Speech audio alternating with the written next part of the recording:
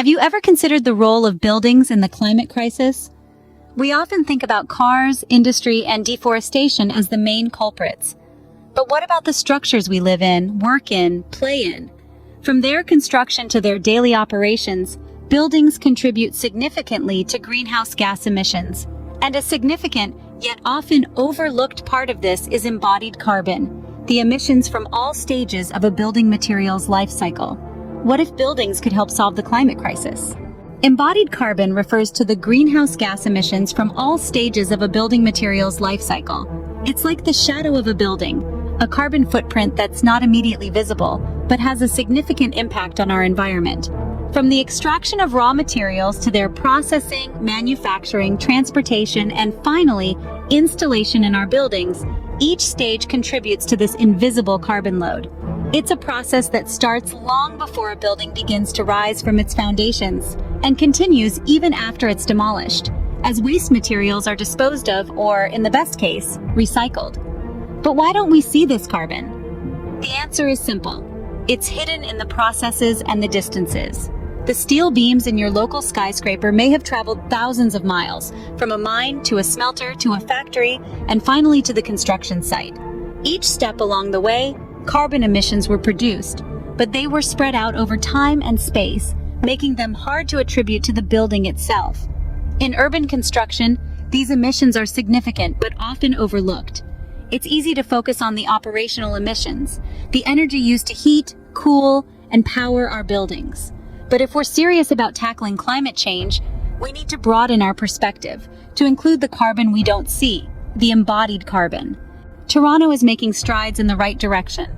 Nestled on the shores of Lake Ontario, this bustling metropolis is not just Canada's most populous city, but also a pioneer in urban sustainability.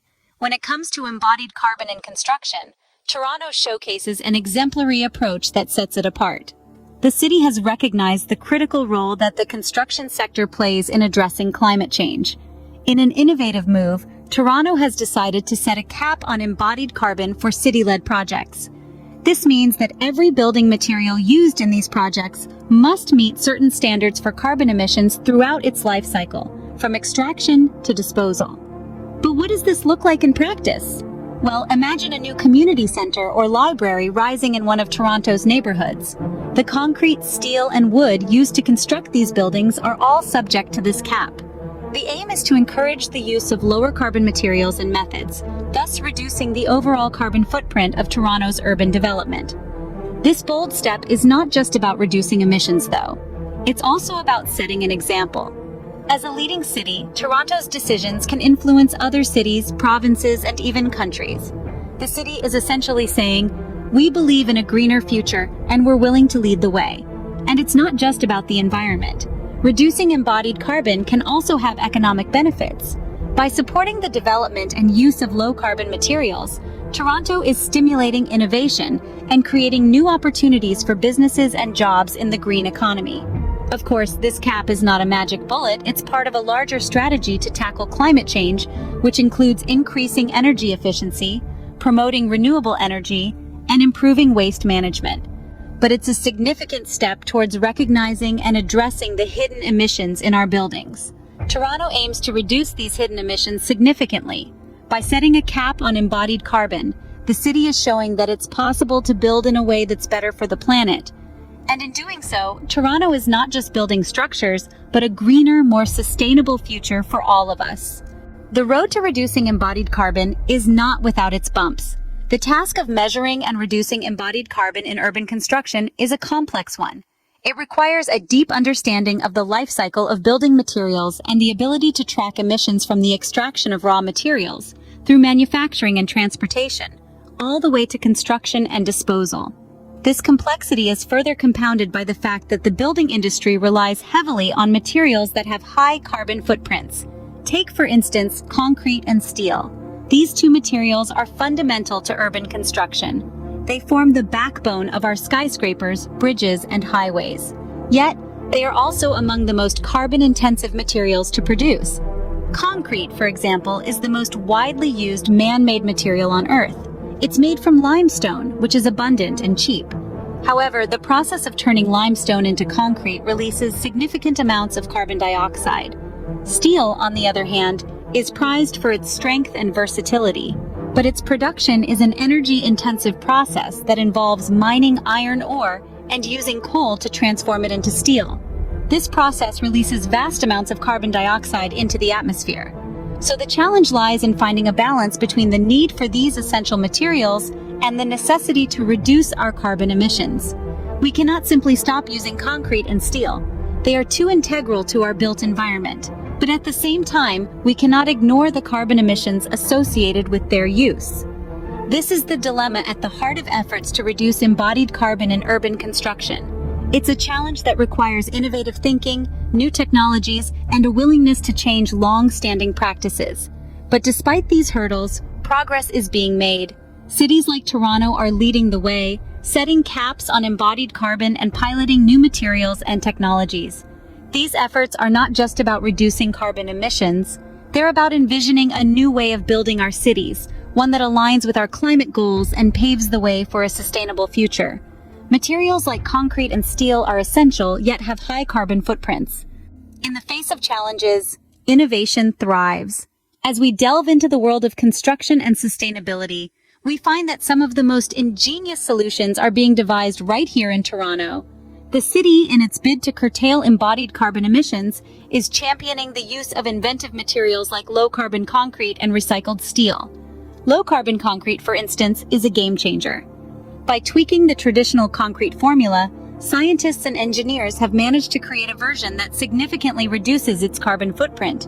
This isn't just a minor tweak, but a major leap towards greener construction practices. Similarly, recycled steel is another breakthrough. In place of manufacturing new steel, which is an energy-intensive process, recycled steel uses existing materials. This not only reduces the demand for raw materials, but also curbs the emissions that would have otherwise been released during production. But innovative materials are only part of the equation. To truly tackle embodied carbon, we need a way to accurately measure it. Thankfully, new technologies are emerging that allow us to do just that. From software that calculates the carbon footprint of a building design to sensors that track emissions in real time, these tools are helping us quantify and consequently reduce embodied carbon emissions. Technologies to accurately measure embodied carbon are also on the rise. As we look towards a sustainable future, these innovations are paving the way for cities worldwide to tackle the hidden carbon in urban construction. Toronto's initiatives are not just a local affair, they're a beacon of change, illuminating a path forward for cities around the world. These pioneering efforts to cap embodied carbon in construction are an example of how cities can lead the charge in combating climate change. Imagine a world where every city follows Toronto's footsteps, a world where the embodied carbon in construction is just as important as operational carbon, where sustainable building materials become the norm, not the exception. This is not a far-fetched dream. With the right policies and regulations in place, we could see a global shift in construction practices. More and more cities are becoming aware of the importance of reducing embodied carbon. They're starting to take action inspired by Toronto's bold steps. The ripple effect of Toronto's initiatives can be far-reaching. The city's efforts today could shape the global construction industry of tomorrow. As regulations evolve, so will construction practices globally. Reducing embodied carbon is crucial for sustainable urban development.